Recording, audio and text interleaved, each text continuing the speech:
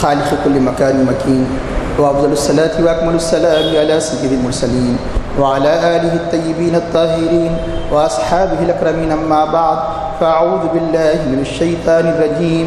بسم الله الرحمن الرحيم. وقال الذين كفروا لرسلهم لنخرجنكم من أرضنا أو لتعودن في ملتنا فأوحى إليهم ربهم لنهلكن الظالمين ولنسكننكم الأرض من بعدهم ذلك لمن خاف مقامي وخاف وعيد واستفتحوا وخاب كل جبار عنيد من ورائه جهنم ويسقى من ماء سديد يتجرعه ولا يكاد يسيغه ويأتيه الموت من كل مكان وما هو بميت ومن ورائه عذاب غليظ. مثل الذين كفروا بربهم أعمالهم كرماد اشتدت به الريح في يوم عاصف لا يقدرون مما كسبوا على شيء ذلك هو الضلال البعيد. ألم تر أن الله خلق السماوات والأرض بالحق إن يشأ يذهبكم ويأتي بخلق جديد وما ذلك على الله بعزيز. وبرزوا لله جميعا فقال الضعفاء للذين استكبروا إنا كنا لكم تبعا فهل أنتم مغنون عنا من عذاب الله من شيء قالوا لو هدانا الله لهديناكم سواء علينا أجزعنا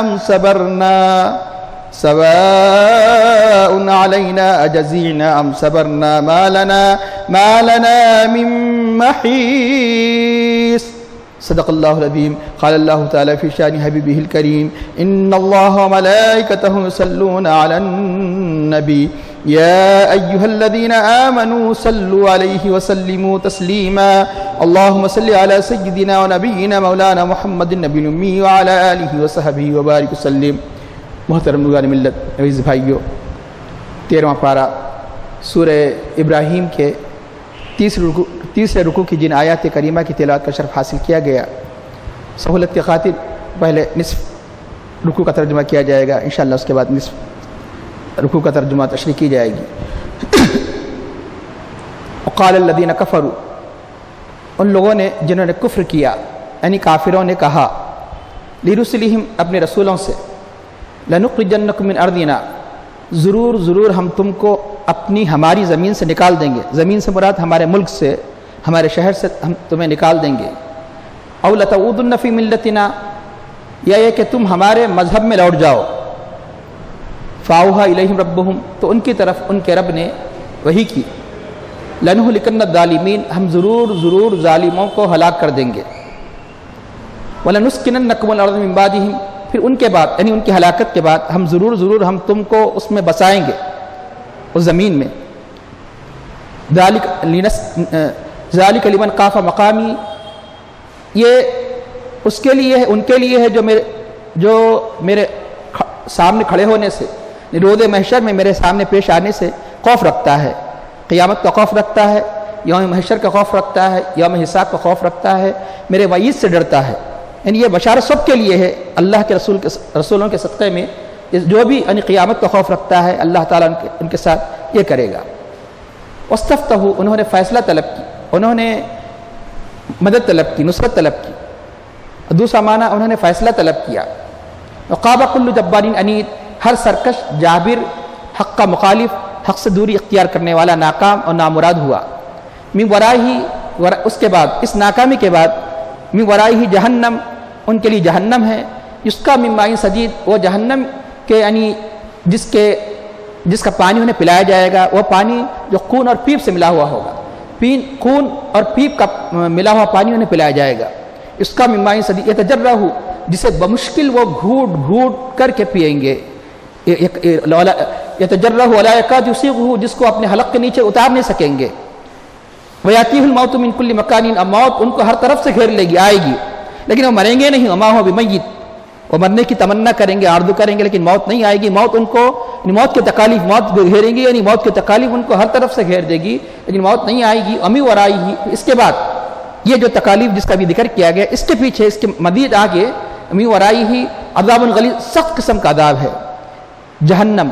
امی ورائی ہی عذاب الغلیظ مثل الذین کفروا بربہم، یہ ان کی مثال ہے جنہوں نے کفر کیا، انکار کیا اپنے رب کا۔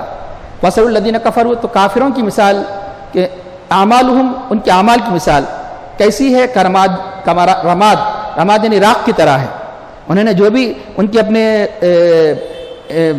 گمان کے طور پر جو انہوں نے اچھے اعمال کیے تھے دنیا میں، وہ سارے کے سارے اعمال راکھ کی طرح ہوں گے۔ اشتدت بہ الريح، جس کو ہوائیں اڑاتی ہے، اور خاص طور پر کون سے دن کہ فی یوم عاصف، طوفان یعنی طوفانی ہواؤں کے دن، سخت طوفانی ہواؤں کے دن جیسے ہوائیں جیسے راکھ کو اڑاتی ہے، ان کے اعمال ایسے اکارت ہو جائیں گے، بیکار ہو جائیں گے۔ لا یقدرون مما کسبوا علی شیء، جو کچھ انہوں نے عمل کیا تھا اس پر کچھ بھی قابو پا نہیں سکیں گے، یعنی وہ عمل ان کو کچھ کام نہیں آئے گا۔ ذالک هو الضلال البعید، یہ دور کی گمراہی ہے، یعنی انتہائی سخت گمراہی کی بھی کئی قسمیں ہیں کہ یعنی یہ انتہائی سخت گمراہی ہے جو جس گمراہی میں مبتلا ہے۔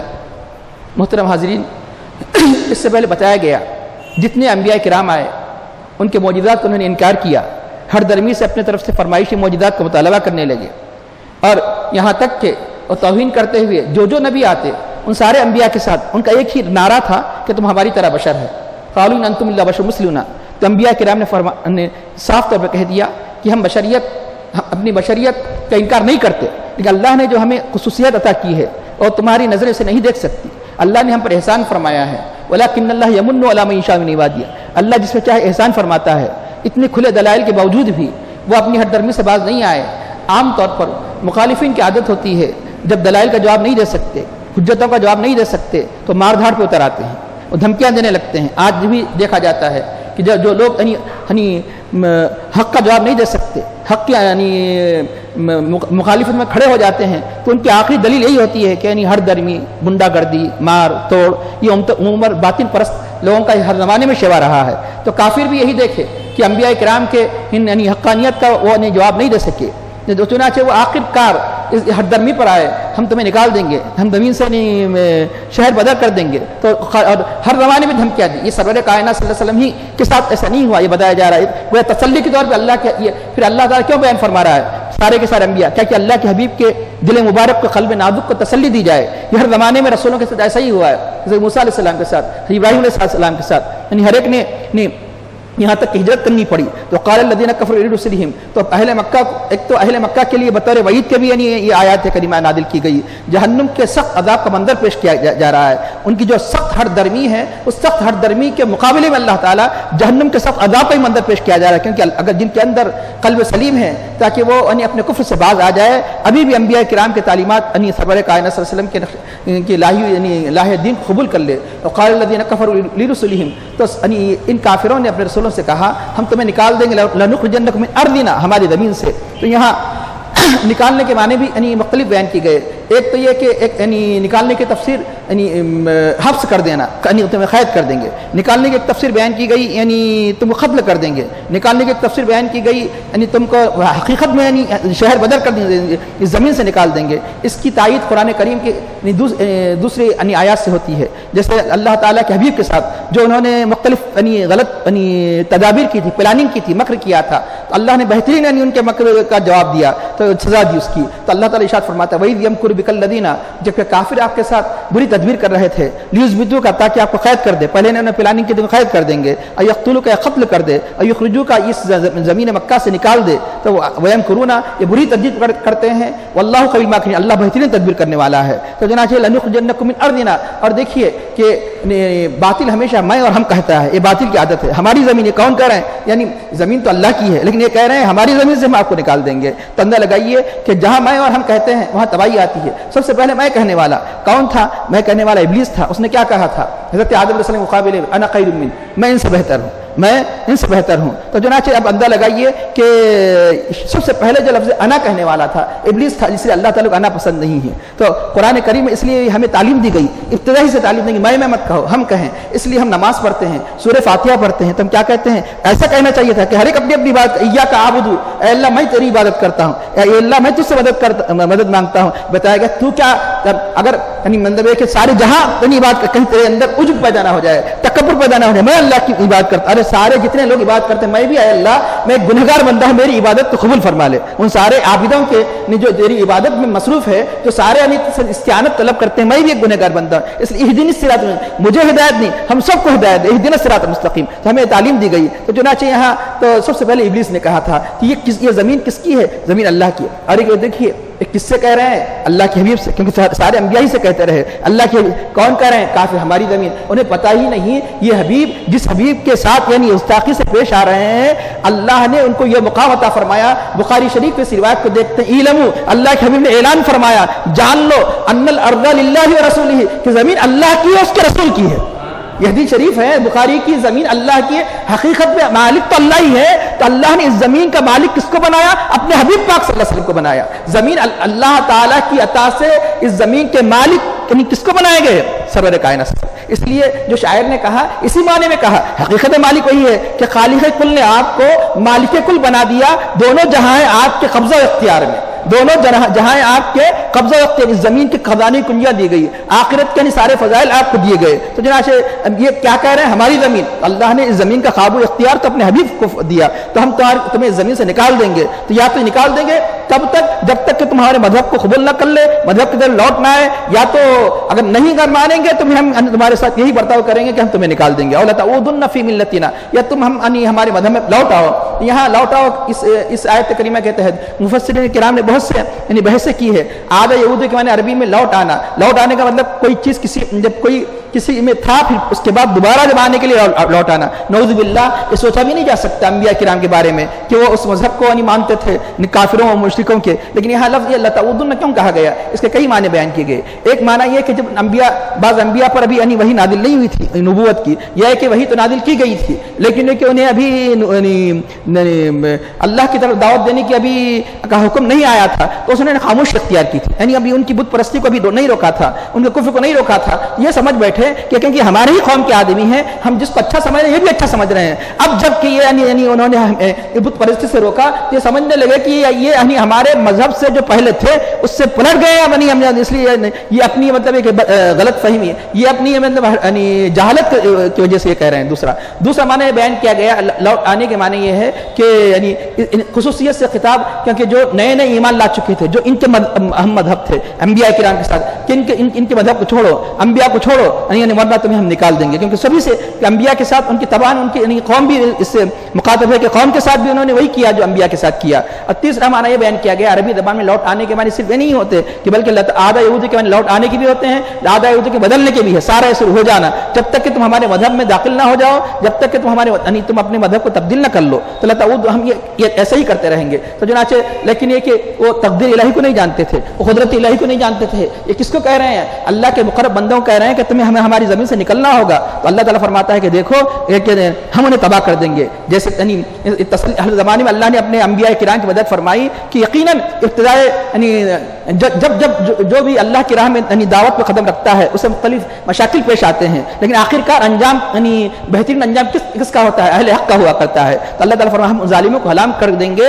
اور تمہیں اس زمین کا وارث بنا دیں گے. جس زمین کو یہ اپنی زمین کہہ رہے ہیں، جس ملک کو اپنا ملک کہہ رہے ہیں، ہم تمہیں اس کا وارث بنائیں گے. تو چنانچہ یہی نہیں، یہ تو انبیاء کرام کا معاملہ تو اونچا ہے، ان کی سچی اتباع کرنے والوں کو بھی الٹیمیٹم دیا گیا، ان کو بھی وارننگ دے دی گئی. لیکن دنیا نے دیکھا کہ کس کو دیا گیا؟ اس سرزمین ہند پر کہ آج جگہ جگہ اسلام کا کلمہ جو دکھائی دے رہا ہے، سنائی دے رہا ہے، وہ کس کی کاوشوں کی وجہ سے، کہ جن کو ساری دنیا سلطان الہند خواجہ غریب نواز علیہ الرحمہ کے نام سے یاد کرتی ہے. تو آخر میں بہت کچھ ان کے ساتھ مقابلہ کیا گیا، مختلف طریقے سے مقابلہ کیا گیا. وہاں انبیاء کرام کے معجزات کو نہیں مانا تو ہٹ درمی پر اترا ہے. یہاں ان انبیاء کے سچے متبع جو اولیاء ہیں ان کی کرامتوں کو نہیں مانا، ان کی دعوت کو نہیں مانا، ان کی سچائی کو نہیں مانا، وہ بھی ہٹ درمی پہ اترا ہے. تو پرتوی راج نے کہا کہ تمہیں 3 دن کے اندر اجمیر کی دھرتی کو چھوڑنا پڑے گا، اجمیر کو چھوڑنا پڑے گا. تو آپ نے فرمایا قدرت بتا دے گی کہ اجمیر کی دھرتی کو کون چھوڑے گا. تو چنانچہ آپ نے اپنے مریدین نے فرمایا فرمایا کہ میں نے اسے زندہ بادشاہ اسلام کے سپرد کر دیا، اسے زندہ بادشاہ اسلام کے سپرد کر دیا۔ بادشاہ اسلام کہاں تھا کہ بادشاہ ابھی بادشاہ نہیں تھا وہاں، کوئی بادشاہ اسلام کے سپرد کر دیا۔ دنیا نے دیکھ لیا کہ جو سلطان شہاب الدین جو یعنی ہندوستان پر حملہ کرتے کرتے تنگ آ کر آخر مجبور ہو گیا، مایوس ہو گیا کہ ہندوستان کی یعنی بادشاہت میرے سر پر یعنی اللہ نے ایسا محسوس ہوتا ہے کہ یعنی میرا مقدر نہیں ہے، تو چنانچہ وہ مایوس ہو کر خواب خرگوش میں سو رہا تھا، غفلت کی نیند سو رہا تھا۔ ایک بزرگ خواب میں آتے ہیں کہ اٹھ، کیا سو رہا ہے غفلت کی نیند، اللہ نے تیرے سر پر ہندوستان کی بادشاہت کا تاج رکھا ہے۔ تو چنانچہ ایک نئے عزم کے ساتھ سلطان شہاب الدین غوری پھر دوبارہ ہندوستان پر حملہ کرتا ہے۔ آخرکار حضرت نے فرمایا 3 دن کے اندر پتہ چلے گا کہ 3 دن کے اندر تراوڑی کے میدان میں بہت بڑی خونریز جنگ ہوتی ہے کہ سلطان کی فوجیں 1,20,000 اور اس کی تقریباً 150 راجگان ہند 3 لاکھ فوجیں آپس میں بھیڑ ہوتی ہے۔ تو شام ہونے سے پہلے یعنی زندہ پرتویرات کو گرفتار کر کے شہاب الدین غوری کے یعنی سپرد کیا جاتا ہے، اسے کیفر کردار تک پہنچایا جاتا ہے۔ جب وہ فتح کر کے خواجہ اجمیری علیہ الرحمہ کے پاس آتا ہے، اور خواجہ اجمیری علیہ الرحمہ سے پہلے واقف نہیں تھا، دیکھا بھی نہیں تھا، جو ہی دیکھا کہ یہی وہ یعنی بادشاہ ہے، یہی وہ سلطان ہے کہ جن کے فرمان کی وجہ سے ان کے اندر نیا ان پیدا ہوا، اللہ نے ہندوستان کی بادشاہت عطا فرمائی، آپ کے خطبوں میں سر رکھ دیتا ہے۔ تو چنانچہ یہ مقام ہے، اولیاء کا مقام ہے، تو انبیاء کیا کہنا۔ تو چنانچہ یعنی اللہ تعالیٰ فرماتا ہے کہ ہم ظالموں کو ہلاک کریں گے۔ ظالم کس اعتبار سے کہا گیا؟ ظالم کے معنی، اور جہاں جس کی جو صفت بیان کی جاتی ہے وہ مظلوم کے اعتبار سے کی جاتی ہے۔ یہاں کافروں کو ہلاک کریں گے یہ بھی کہا جا سکتا تھا، ظالم اس لیے کہا گیا۔ ظالم کے معنی صرف ہم یہ سمجھتے ہیں کہ مار دھاڑ کرنا، اسی کو ظالم کہتے ہیں۔ ظالم کے معنی ہے یعنی عربی زبان میں وضع الشیء بغیر محلہ ظلم، کسی بھی چیز کو اس کو نامناسب جگہ میں رکھ دینا ظلم ہے۔ تو ظلم اخلاقی بھی ہوتا ہے، ظلم حرام بھی ہوتا ہے، ظلم غیر مناسب بھی ہوتا ہے، یعنی ظلم کے کئی قسم ہیں، ظلم چھوٹا بھی ہوتا ہے، بڑا بھی ہوتا ہے۔ تو مثال طور پہ کسی چیز کو نامناسب جگہ میں رکھ دینا یہ ظلم ہے۔ مثلا یعنی آپ اگالدہ میں پانی پی رہے ہیں اور گلاس میں تھوک رہے ہیں، گرچہ کہ یہ یعنی مطلب حرام نہیں ہے لیکن اخلاقی ظلم ہے، یہ اخلاقی ظلم ہے۔ جس کو جب پہننا ہے اس کا الٹا پہن رہے ہیں، یعنی مطلب جوتے کو اپنے کان میں لٹکا رہے ہیں، ظلم ہے۔ تو آپ کو بولیں گے کہ حرام ہے، کیا حرام تو نہیں ہے لیکن اخلاقی ظلم ہے۔ لیکن ظلم کی آخری انتہا شرک ہے، کہ مطلب یہ کہ اپنا سر کس کے سامنے جھکانا چاہیے تھا عبادت کے لیے، سجدے کے لیے؟ اللہ کے سامنے۔ کس کے سامنے جھکا رہے ہیں؟ بت کے سامنے۔ کس کے سامنے جھکا رہے ہیں؟ یعنی مطلب جھاڑ کے سامنے۔ کس کے سامنے؟ سانپ کے سامنے۔ کس کے سامنے؟ سورج کے سامنے۔ جس پیشانی کو رب العالمین کے بارگاہ میں ٹیکنا چاہیے تھا، وضع الشیء، اس شے کو، اس پیشانی کو اس کے نامناسب جگہ میں رکھ دینا ظلم ہے۔ تو چنانچہ اس لیے یعنی ان کافروں کو سب سے بڑا ظلم کیا ہے؟ شرک ہے۔ سب سے بڑا ظلم کیا ہے؟ کفر ہے۔ یہ آخری انتہا ہے، جسے اللہ نے کیا فرمایا؟ ان الشرک لظلم عظیم، بے شک شرک سب سے بڑا ظلم ہے۔ کیا مطلب یہ کہ جو جس جگہ پہ جس چیز کو رکھنا چاہیے تھا انہوں نے نہیں رکھی۔ اور ایک انہوں نے ظلم کیا کیا؟ انبیاء کرام کی توہین کی ظلم یہ کیا کہ جو عمومی صفت جو سب کے لیے عام ہے، جو اللہ نے جو خصوصیت عطا فرمائی، اس خصوصیت کو چھوڑ کر توہین کے لیے عمومی صفت کے ساتھ یاد کیا۔ انبیاء کو اپنی طرح بشر کہا، یقیناً بشر ہے لیکن یہ کہ یعنی یہ عمومی جو اللہ نے جو ان کو انعام عطا فرمایا، جو اللہ نے جو فضیلت عطا فرمائی، انہیں اس کو چھوڑ کر انہوں نے ایک عام صفت کے ذریعے سے جو انبیاء کرام کے ساتھ جو انہوں نے جس انداز سے جو سلوک کیا، اس اعتبار سے ظالم ہے۔ انبیاء کرام کے مقام کے خلاف یعنی مطلب کلمات استعمال کرنا، اس سے بڑھ کر ظلم کیا ہو سکتا ہے؟ اس لیے اللہ نے اس مقام پر انہیں یعنی ظالم کہا۔ تو چنانچہ جب مثلیت، اس سے پہلے مثلیت کی بات چلی کہ لفظ مثل یعنی ہمیشہ یعنی یہ نہیں ہوتا کہ پورے کے پورے اعتبار سے مثل ہو، مثل یعنی بظاہر طور پر ہوتا ہے، جس سے پہلے بتایا گیا آپ چاند کی طرح ہے، چاند بے جان ہے آپ بھی بے جان، یہ معنی نہیں ہوتے۔ آپ کے شیر کی طرح ہے تو شیر بغیر کپڑوں کے آپ بغیر کپڑوں کے، یہ نہیں ہوتے۔ یعنی مطلب ہے کہ بہادری کے اندر تجویز دی جاتی ہے۔ چنانچہ یہاں اگر ایسے ہی بات کہہ لیا جائے، مثل کی بات جب کہہ دی جائے تو قرآن کریم اللہ تعالیٰ ایک مقام پر فرماتا ہے وَمَا مِن دَابَّةٍ فِي الْأَرْضِ وَلَا طَائِرٍ يَطِيرُ بِجَنَاحِهِ إِلَّا أَمْثَالُكُمْ، نہیں ہے کوئی جانور، نہیں ہے کوئی پرندہ مگر تمہاری طرح یہ مخلوق ہے۔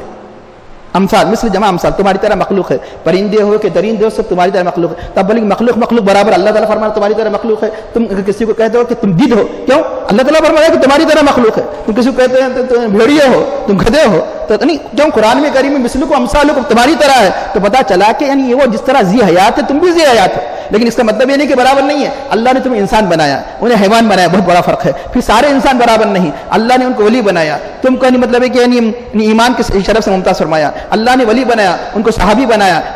کوئی ولی بھی صحابی کے درجے کو نہیں پہنچ سکتا، کوئی صحابی نبی کے درجے کو نہیں پہنچ سکتا. پھر نبی خود بہت سے ایسے بڑے بڑے انبیاء ہیں کہ ان کے درجے کو نہیں پہنچ سکتے. جو ہمارے نبی کریم صلی اللہ علیہ وسلم کو جو مقام دیا گیا کہ ساری کائنات مل کر بھی ان کے مقام کو نہیں پہنچ سکتی. تو اس لیے بتایا گیا کہ اس سے بڑھ کر ظلم کیا ہو سکتا ہے کہ جو اللہ کے ساتھ انہوں نے گستاخی کی ہے، اللہ کے انبیاء کے ساتھ گستاخی کی ہے. ہم ان ظالموں کو ضرور ہلاک کر دیں گے. وَلَنُسْكِنَنَّكُمْ اللہ تعالیٰ پوری اس کو عربی زبان میں انتہائی تاکید کے لیے کسی بھی فعل پر نون تاکید تشدید والا نون لگایا جاتا ہے. جیسے مثال کے طور پہ اگر یہ کہے کہ نفل ہم کریں گے، لَنَفْعَلَنَّ ضرور ہم کریں گے، ضرور کر کے رہیں گے. تو یہ جو انداز ہوا کرتا ہے یہ قسمیہ انداز ہوا کرتا ہے. تو گویا قسمیہ انداز سے اللہ نے فرمایا ہم ضرور ہم وارث بنائیں گے. لَنُسْكِنَنَّكُمْ الْأَرْضَ ان کے بعد ان کی ہلاکت کے بعد آپ نے دیکھا کہ فرعونیوں کو ہلاک کر دیا گیا. ساری زمین کے وارث کون بنائے گئے؟ حضرت موسیٰ علیہ السلام اور ان کی قوم کو وارث بنایا گیا. اور جتنے جندی انبیاء کرام کے ساتھ جو انہوں نے سلوک کیا، آخر میں کیا ہوا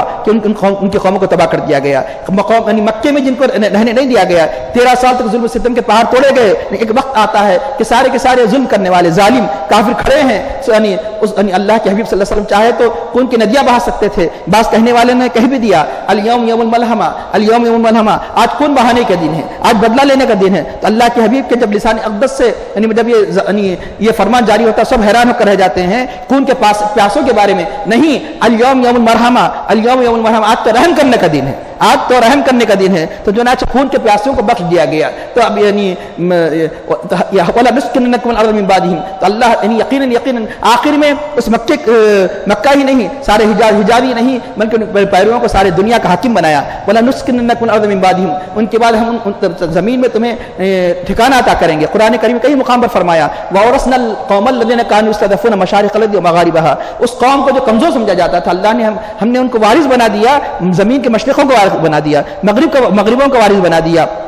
تو اس کا ارشاد ہوتا ہے کہ یہ صرف یہ جو اللہ تعالیٰ کا جو وعدہ ہے انہی کے ساتھ نہیں بلکہ ان کے سچے پیروکاروں کے ساتھ بھی ہے. ذالک لمن خاف مقامی، جو میرے مقام سے ڈرے.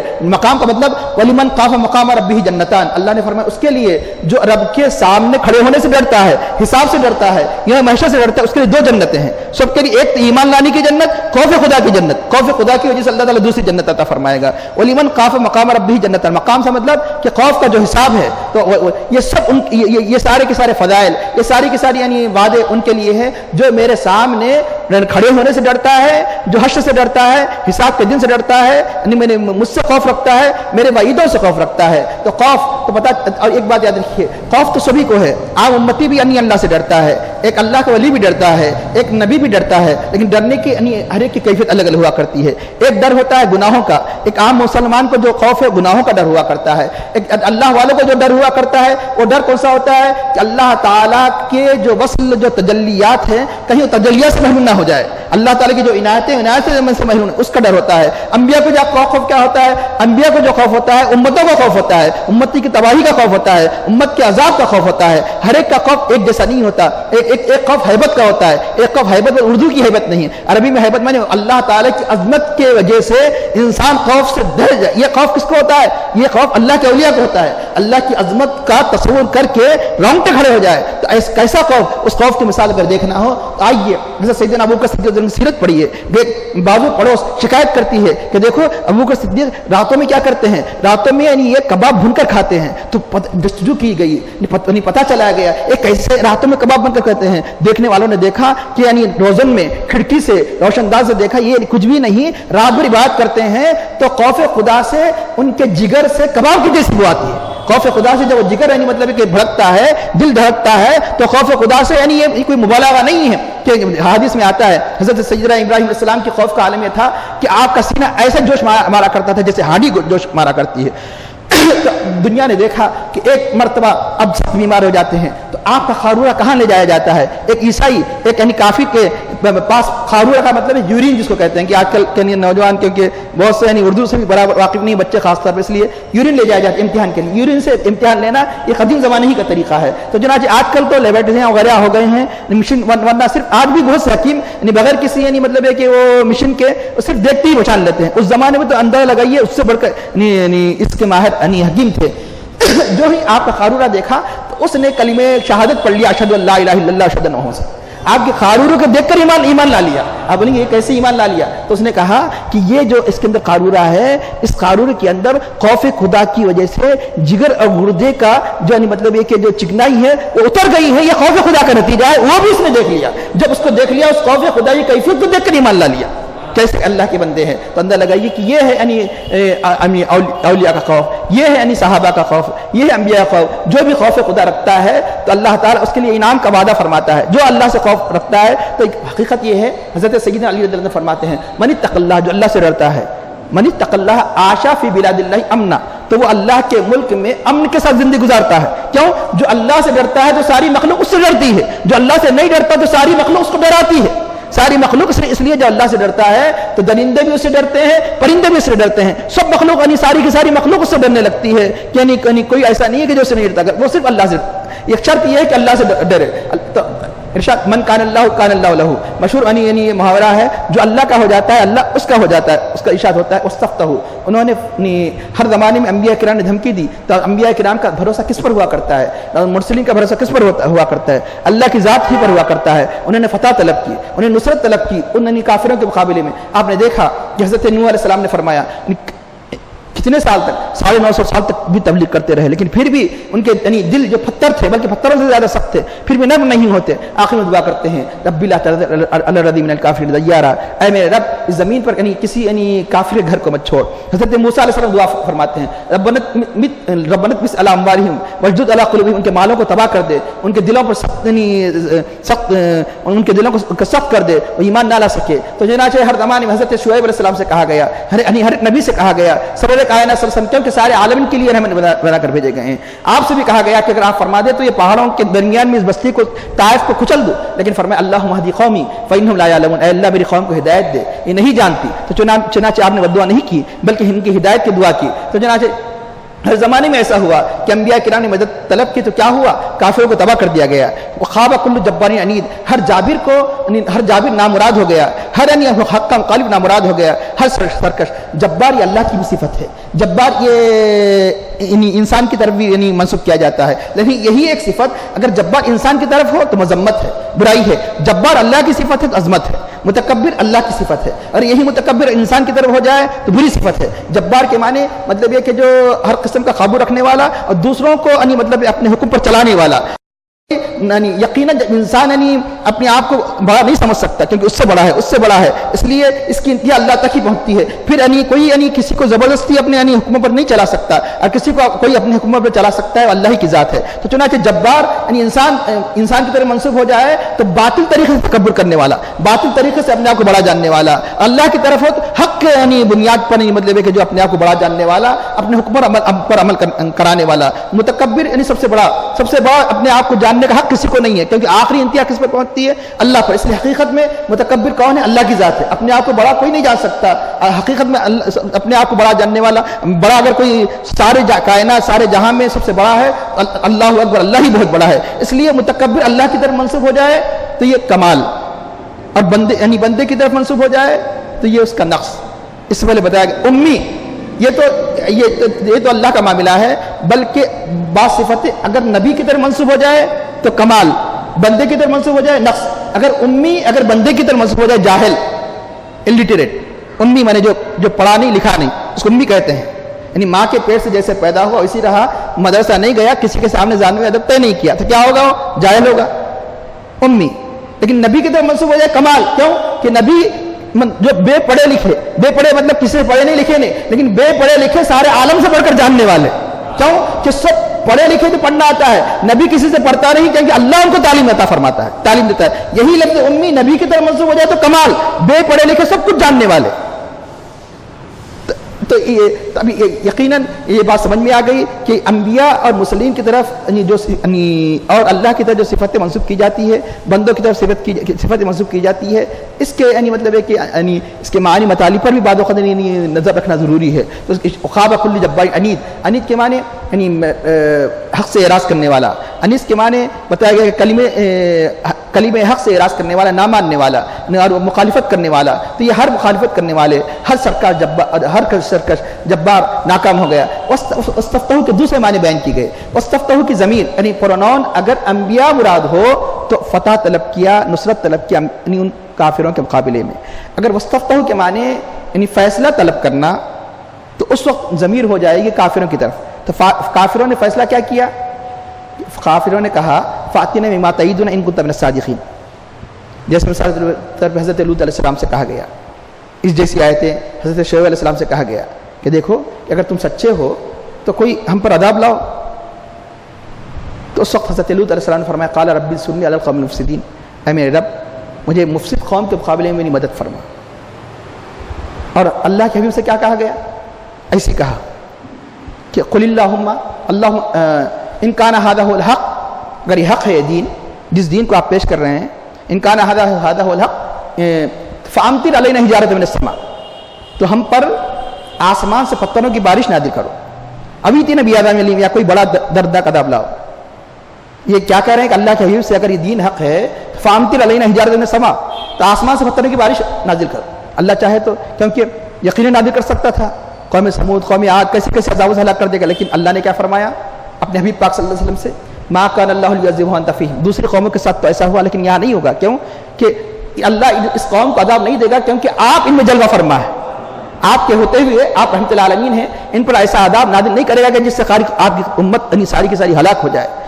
شخصی خصوصی عذاب تو آ سکتا ہے لیکن ایسا عمومی عذاب کہ جس سے ساری قوم کو تباہ کیا جائے، ایسا عذاب نہیں آئے گا کیونکہ آپ ان کے اندر موجود ہے. ما کان اللہ لیعذبهم وانت فیہم. تو چنانچہ دوسرا معنی ہے کہ کافروں نے یعنی فیصلہ طلب کیا، لیکن جب حق کو نہیں مانا اللہ نے کیسے فیصلہ کیا؟ جہنم کا فیصلہ کیا جس کا آگے تذکرہ آ رہا ہے. اللہ نے کیسے فیصلہ کیا؟ دنیا میں ناکام بنا دیا، نامراد بنا دیا، اور آخرت کے جہنم کا فیصلہ اللہ سنانے والا ہے. جو آسان چیز کو قبول نہیں کر سکا تو سخت قسم کو قبول کرنا پڑے گا. سب کیا ہے؟ عذاب، اللہ تعالیٰ کا عذاب ہے. وقاب کل جبار عنید من ورائہ. یہ تو دنیا کی ناکامی ہے، اب آخرت کی ناکامی تباہی کا ذکر کیا جا رہا ہے جو خطرناک ہے. اس کے پیچھے، اس کے بعد، اس ناکامیوں کے بعد، اس نامرادیوں کے بعد جہنم ہے جس کا من ماء صدید، کہ جس کا پانی انہیں پلایا جائے گا. پانی کب پلایا جائے گا؟ پہلے تو انہیں بھوک ہوگی. جب بھوک ہو گئی تھی تو کافی دنوں کے بعد ان کی اس طلب کو پورا کیا جائے گا. جس چیز کے ذریعے سے طلب کو پورا کیا جائے گا؟ وہ زقوم، ایک سخت قسم کے کانٹے دار پھلوں کو کھلائے گا. جب کھائیں گے تو ان کے رگوں کو پھاڑ دے گا، ان کے حلق کو پھاڑ دے گا. کہ اس کے بعد پیاس لگے گی. پیاس لگنے کے بعد کئی سالوں تک پانی دیا جائے گا. کئی سالوں کو جب پانی، جب زقوم جب اٹک جائے گا حلق میں، تو اس کے بعد کئی سالوں کے بعد جب پانی دیا جائے گا تو پانی کیسے دیا جائے گا؟ پانی پیپ کا ہوگا. اس کا من ماء صدید. صدید یعنی مطلب یہ کہ جو جہنمیوں کے اعضاء پگھل کر جو خون اور پیپ بہہ کر ندیاں بہیں گے تو اس ندیوں کا پانی، اس پیپ اور خون کا ملا ہوا پانی انہیں پلایا جائے گا. تو کبھی کئی سالوں کے بعد جب پانی دیا جائے گا، پانی منہ کے قریب لے جایا جائے گا، اتنا گرم ہوگا. پہلے تو چہرے کی جلد اکھڑ جائے گی، سر کی جلد اکھڑ جائے گی. پھر پانی انہیں پینا ہی پڑے گا. پانی پینا ہی پڑے گا. جب پانی پئیں گے تو وہ پورے کے پورے ان کو قرآن کے کریم کے کئی مقامات پر اللہ نے اس کا ذکر فرمایا. استغیث یغاث بماء. جب وہ طلب کریں گے پانی تو وہ ایسا پانی جو کھولتا ہو کل مہلی، یعنی مطلب ہے کہ جو زیتون وغیرہ وغیرہ یا تانبا وغیرہ کھولتے ہیں پانی کی طرح پانی پلایا جائے گا. یغلی فی البطون، جو ان کے پیٹ میں جوش کھائے گا. یقطع، اور کیسا پانی ہوگا؟ ان کے آنتوں کو کاٹ دے گا، ان کے حلق کو بھون دے گا. شاہت الوجوہ، ان کے چہرے بھون جائیں گے. وہ پانی کی گرمی کی وجہ سے ان کے چہرے پہلے جل جائیں گے، پھر یعنی ان کے آنتوں کو کاٹ دے گا. یسحر ما فی بطونہم، جو کچھ ان کے پیٹ میں سب جلا دیں گے. والجلود، ان کے چمڑے گر پڑیں گے. ایسا پانی پلایا جائے گا. اس کے بعد کیسے ہوگا کہ اب آگے چل کے جو اللہ تعالیٰ نقشہ بیان کر رہا ہے کہ سخت قسم. اس کے بعد اور مزید سخت عذاب ہوگا. اور مزید سخت عذاب کیا ہوگا؟ یہ تنگ آ کر کہیں گے. کس سے کہیں گے؟ کہ مالک جو جہنم کا جو داروغہ ہے، کہ وقال الذین فی النار، تو وہ لوگ جو جہنم میں ہوں گے، لخزنۃ جہنم، جہنم کے خازنین سے کہیں گے، جہنم کے فرشتے جو اوپر فرشتے ان سے کہیں گے کہ قال الذین فی النار لخزنۃ جہنم ادعوا ربکم، ہمارے لیے اپنے رب سے دعا کیجیے، یخفف عنا یوما من العذاب، ایک دن ہمارے عذاب میں تخفیف ہو جائے. نہیں، بلکہ اس مالک کا جواب کئی سال کے بعد آئے گا.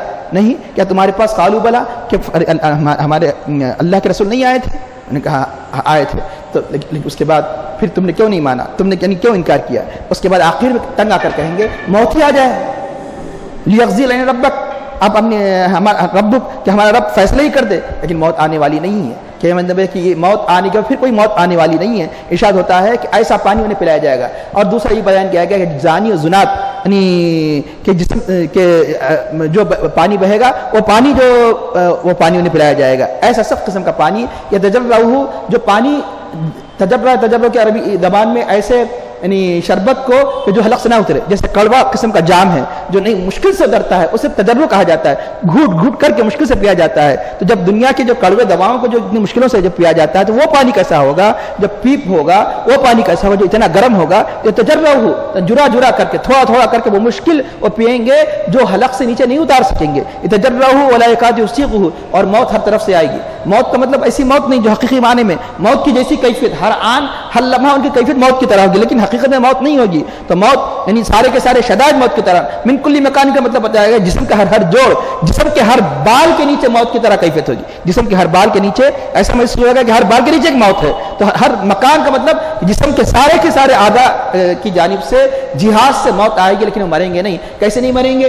چنانچہ حدیث شریف میں آتا ہے ایک موقع آئے گا کہ جنتیوں کو کہا جائے کیا آ جاؤ کنارے. تو جنتی تو پہلے تو ڈریں گے, مطلب یہ کہ بلایا جا رہا ہے, لیکن جہنم دوڑتے آئیں گے, خوشی سے کہیں نکالنے کا حکم نہیں دیا جا رہا ہے. تو سب کے سب جمع ہو جائیں گے, جہنمی کو جمع کر دیا جائے گا. یعنی جنتیوں کو جنت کے کنارے, جہنمی کو جہنم کے کنارے ایک دمبا لایا جائے گا, ایک میڑا لایا جائے گا, اور کہا جائے کہ یہ موت ہے, اسے ذبح کر دیا جائے. یعنی موت کو بھی موت آنے والی ہے, موت کو بھی موت آنے والی ہے. اب اعلان کر دیا جائے گا اب کسی کو موت آنے والی نہیں ہے. موت کو دمبے کی شکل میں پیش کیا جائے گا, اسے کاٹ دیا جائے گا بعد یعنی بتانے کے لیے کہ موت یعنی تو پتہ چلا کہ جو چیز اعمال کی صورتیں یہاں نہیں ہیں وہاں اعمال کی صورتیں ہوں گی.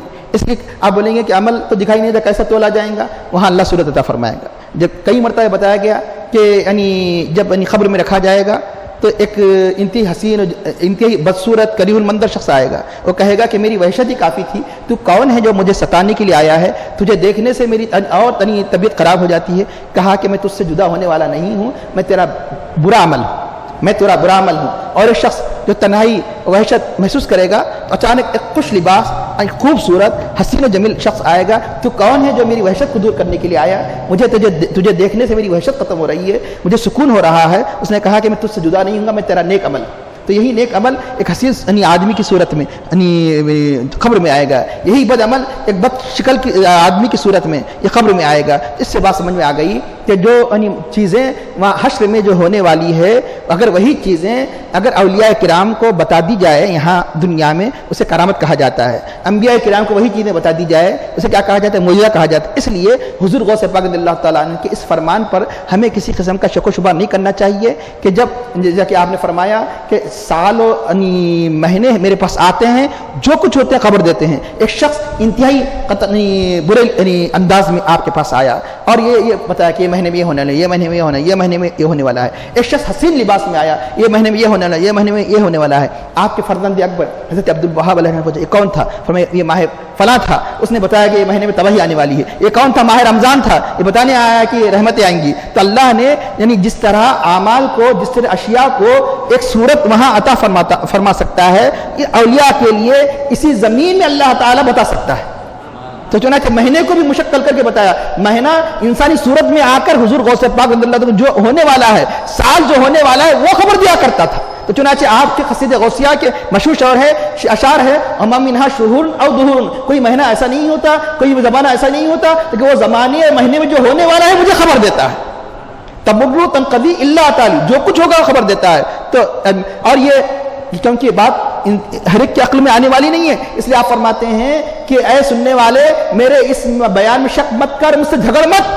فاکثرن جدالی, اپنے جھگڑے کو کم کر, مان لے اس بات کو کہ سب کچھ ہوتا ہے. تو جس طرح عالم حشر میں ایک موت کو میڈے کی صورت میں پیش کیا گیا, یعنی قبر میں انسانی شکل میں پیش کیا گیا, یقیناً اگر اولیاء کرام کے سامنے ان چیزوں کو اس دنیا میں پیش کیا جائے تو یہ کرامت ہے. تو اب موت کو بھی موت آنے والی ہے, موت کبھی موت آنے والی ہے. اب موت آنے والی نہیں ہے, یہ موت موت کہیں گے تو چنانچہ وما ہی بمیت, لیکن مرنے والی نہیں ہے. ومن ورائہ, اللہ تعالیٰ فرماتا ہے اب یہ سب کے لیے عبرت ہے, یہ تو کافروں کے لیے تو ہے ہی, لیکن مسلمان کو بھی چاہیے. کیوں کہ اہل سنت کا عقیدہ ہے کوئی بد عملی کے جہنم میں جا سکتا ہے, جہنم کا عذاب معمولی نہیں ہے. جب کل کہا جائے گا کہ اب جو افسوس کرے گا اولم نعمرکم ما یتذکر فیہ من تذکر, کیا ہم نے تم کی اتنی عمر نہیں دی تھی کہ جس میں نصیحت حاصل کرنے والا نصیحت حاصل کر لے.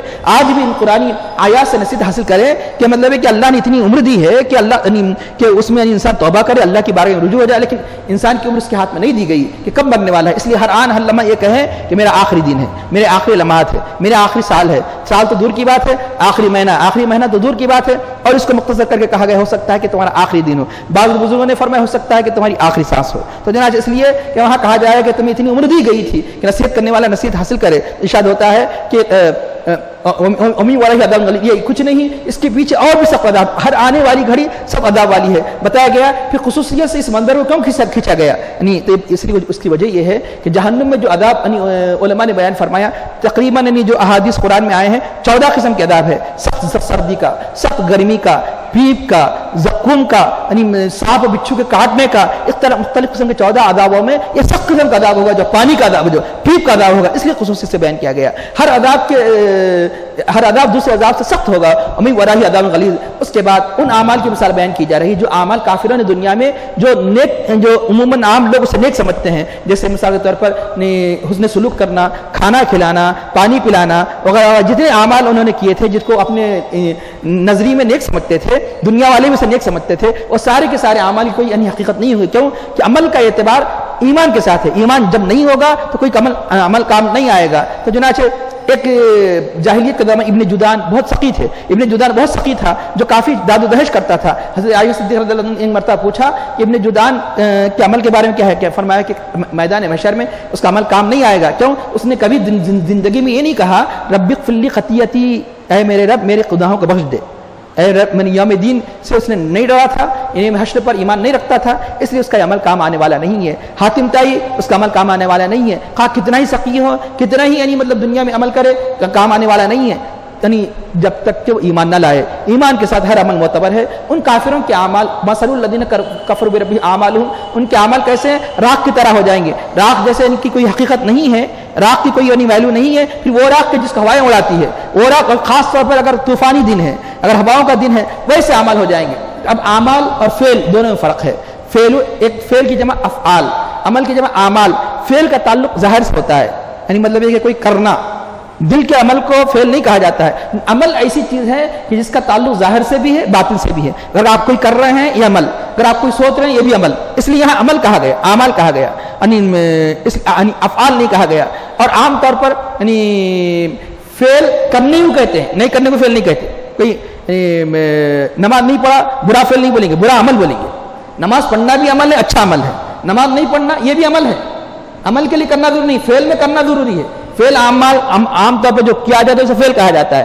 عمل اس کو کہتے ہیں کہ جو کیا جاتا ہے اس کو بھی عمل کہا جاتا ہے, جو نہیں کیا جاتا ہے اس کو عمل. نماز چھوڑ دیا بد عمل, روزہ چھوڑ دیا بد عملی, زکوٰۃ چھوڑ دیا بد عملی کا شکل. اس لیے اعمال کہا گیا. اور اعمال اگر کوئی قرینہ نہ ہو, دلیل نہ ہو, تو اعمال عام طور پر اچھے عمل ہی تو کہا جاتا ہے. یہ بھی بات یاد رکھیے. اگر اس کے ساتھ کوئی یعنی مطلب ایسی کوئی صفت ڈال لیجیے بد, تو لفظ بد ہوگا, ورنہ مطلق کہہ دیا جائے تو اعمال میں اچھے. تو اس لیے اللہ نے کیا فرمایا, اعمال صالحہ نہیں فرمایا, اعمال کہہ دیا. اعمال کہتے اچھے, جس کو یہ اچھے سمجھتے تھے دنیا میں وہ بھی ان کی یہ عالم ہی ہوگا. جس کو اچھے سمجھتے تھے یہ عالم یہ ہے, تو برے عمل کا کیا ہوگا پھر ٹھکانہ. یہ اچھے اعمال کا ٹھکانہ یہ ہے کہ راکھ کی طرح ہو جائیں گے. مثل الذین کفروا بربہم اعمالهم, تو ان کافروں کے عمل کی مثال کیسے ہے, کرامات. رماد مانے راکھ کی طرح ہے. اب عمل کے بارے میں کہ عمل عام طور پہ کہتے ہیں اچھے ہی کو, جب تک کہ اس کی کوئی قید نہ ہو. مثال کے طور پر قرآن کریم میں اللہ تعالی ارشاد فرمایا کہ نبی کی آواز پر اپنی آواز کو مت بلند کرو. یا الذین آمنوا لا ترفعوا اصواتکم فوق صوت النبی ولا تجهروا له بالقول كجهر بعضکم لبعض. جیسے تم آپس میں ایک دوسرے کو پکارتے ہو ویسے مت پکارو نبی کو, ایسے خطاب مت کرو کہ کیوں ان تحبط اعمالکم, کہیں ایسا نہ ہو کہ تمہارا اعمال ہفت نہ ہو جائے. یہ اعمال کے ساتھ کوئی قید نہیں لگائی گئی, یعنی تمہارے اچھے اعمال, تم پڑھ رہے ہیں نماز پڑھ رہے ہیں, تم سمجھ رہے ہیں ہم بڑے روزے دار ہیں, ہم بڑے نمازی ہیں, ہم بڑے غازی ہیں, لیکن تمہیں پتہ ہی نہیں گستاخی رسول کی وجہ سے تمہارا سارے اعمال اکارت ہو گئے. جب ایمان چلا جاتا ہے تو عمل بھی اکارت ہو جاتا ہے. اس لیے ان تحبط اعمالکم کہا گیا. یعنی یہ عمل ہے. تو چنانچہ یہاں بتایا گیا ہے کہ وہ عمل جس کے سمجھتے تھے کہ ہمارا عمل ہے وہ عمل نہیں رہے گا. کیوں عمل نہیں رہے گا؟ کہ یعنی اللہ کے نبی کی گستاخی کی وجہ سے، یعنی ایمان نہ ہونے کی وجہ سے، تو ایمان نہ لانے کی وجہ سے. مثل الذین کفروا بربہم اعمالهم کرماد اشتدت بہ الریح فی یوم عاصف لا یقدرون مما کسبوا علی شیء. جو کچھ انہوں نے کیا تھا وہ اپنے عمل پر کسی چیز کا قابو نہیں رکھیں گے، یعنی اس سے کوئی فائدہ نہیں اٹھا سکیں گے. ذالک هو الضلال البعید. یہ انتہائی گمراہی ہے. گمراہی کی مختلف قسمیں ہیں. یہ انتہائی گمراہی ہے جو گمراہی بتائی گئی کہ یعنی عمل کر کے بھی یعنی مطلب ہے کہ کچھ یعنی حاصل نہ ہو، انتہائی گمراہی. اسی کو کہا گیا عاملۃ الناصبہ. عاملۃ الناصبہ یعنی جہنمی وہ سخت بد نصیب ہے جو عمل نہیں کیے وہ تو کافر ہے، جو سخت عمل کر کے بھی پریشان ہے. عاملۃ الناصبہ ایسے ہی وہ گمراہ فرقے جو سخت عمل کر رہے ہیں لیکن عقیدے کی صحت نہ ہونے کی وجہ سے سارے کے سارے پریشان ہیں. یہاں بھی پریشانی میں رہے وہاں بھی پریشانی میں رہے. اس کے اللہ کے حبیب نے فرمایا کہ نمازیں پڑھیں گے لیکن یعنی اور یہ یعنی قرآن پڑھیں گے لیکن قرآن ان کے حلقوم سے نیچے نہیں اترے گا. تو اب بتایا گیا کہ ان کے اعمال کیسے ہو جائیں گے کہ حقیقی ایمان نہیں ہونے کی وجہ سے ان کے اعمال راکھ کی طرح ہو جائیں گے. اس کو ارشاد ہوتا ہے الم تر ان اللہ خلق السماوات والارض. یہاں سے ترجمہ کرنا باقی ہے کہ آپ نے نہیں دیکھا ان اللہ خلق السماوات والارض بالحق کہ اللہ نے آسمانوں کو اور زمین کو پیدا کیا بالحق، حق کے ساتھ. ان یشاء یذھبکم ویأتی بخلق جدید. اگر چاہے تو وہ تمہیں لے جائے یعنی مطلب تمہیں ہلاک کر دے، موت دے دے. ویأتی بخلق جدید اور دوسری یعنی نئی مخلوق کو لائے. وما ذلک علی اللہ بعزیز. اور یہ اللہ پر یہ دشوار نہیں ہے. انشاءاللہ چونکہ وقت کی کمی کی وجہ سے آخری جو آیت ہے اس کا ترجمہ تشریح آئندہ کی جائے. کیا آپ نے نہیں دیکھا کہ اللہ نے آسمان و زمین کو پیدا کیا حق کے ساتھ؟ جو اللہ تعالیٰ اتنا عظیم آسمان و زمین پیدا فرما سکتا ہے، اس لیے تمہارے مرنے کے بعد یقیناً تمہیں دوبارہ اٹھا سکتا ہے اور جزا سزا یقیناً دے سکتا ہے. یہ ہمیں حساب ہونے والا ہے اور یہ اللہ پر دشوار نہیں ہے. اللہ پر کیا دشوار؟ کچھ بھی دشوار نہیں ہے. سارے کائنات خالق و مالک جو کچھ نہیں تھا جب وجود میں لایا پھر وہ یہ کہ اس کو پھر مارنا دوبارہ زندہ کرنا اللہ کے لیے نا وہ مشکل نہیں ہے. مشکل سمجھنے کے لیے دنیا میں دیکھا جاتا ہے جو ابتدا میں جو نہیں کر سکتا تاخیر میں جو ابتدا میں کر سکتا ہے تاخیر میں تو کرنا اس کے لیے دوبارہ کرنا آسان ہے، لیکن یہ اللہ کے لیے تو سب ایک ہی جیسا ہے. تو یہ سمجھانے کے لیے بتایا گیا. اب یہاں ایک اہم بات آپ کے سامنے نقطہ عرض کروں. علم ترا قرآن کریم میں دو قسم کی بھی صیغے ہیں. علم تعلم، علم ترا. کیا آپ نے نہیں دیکھا؟ Did you not see, have you not سین.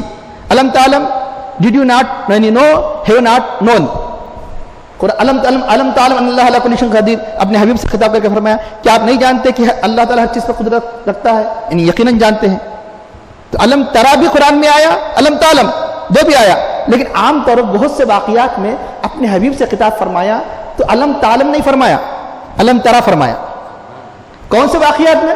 خاص طور پہ ابھی اس عالم میں جلوہ گر نہیں ہوئے تھے تو اللہ نے فرمایا علم ترا الی الذین خرجوا من دیارہم.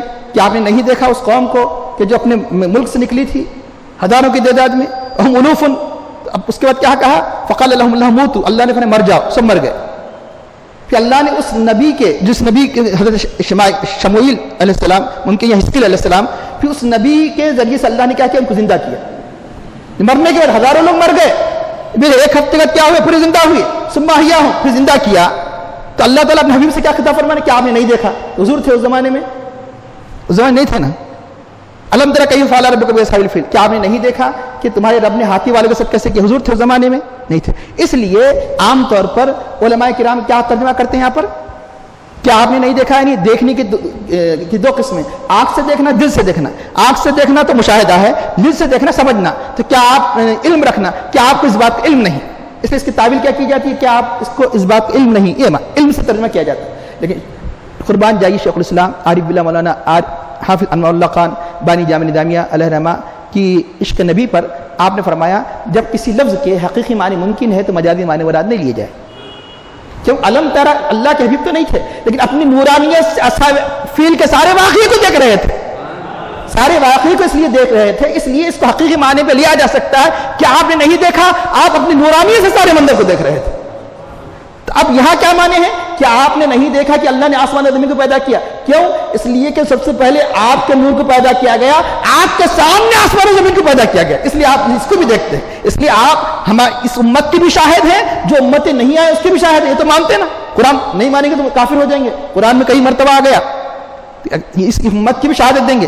نبی ان امتوں میں نہیں تھے لیکن شہادت دیں گے نہیں دیں گے؟ کیوں؟ یہ سارے کے سارے نبی اپنی نورانیت سے ساری امتوں کی کیفیت کو جب دیکھ رہے ہیں تو یہ نبی اپنی نورانیت سے آسمان و زمین کی پیدائش کو بھی دیکھ رہے ہیں.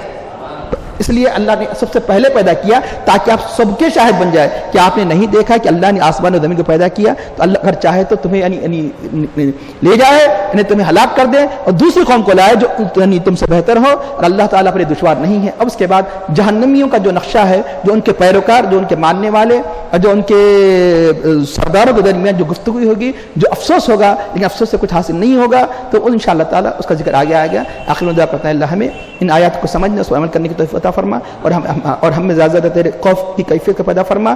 اے اللہ سلف صالحین صحابہ کرام کا جیسا جذبہ اظہار استقلال ہمیں نفس پیدا فرما, اور سرور کائنات صلی اللہ علیہ وسلم سچی محبت ہمارے قلب میں پیدا فرما, اور ہمیں اکل حلال سے مخالف توفیق عطا فرما, اور ہمارا خاتمہ بالخیر فرما. صلی اللہ تعالی علی خیر خلق سیدنا مولانا محمد وعلی آلہ وصحبہ اجمعین برحمتک یا ارحم الراحمین والحمد للہ رب العالمین.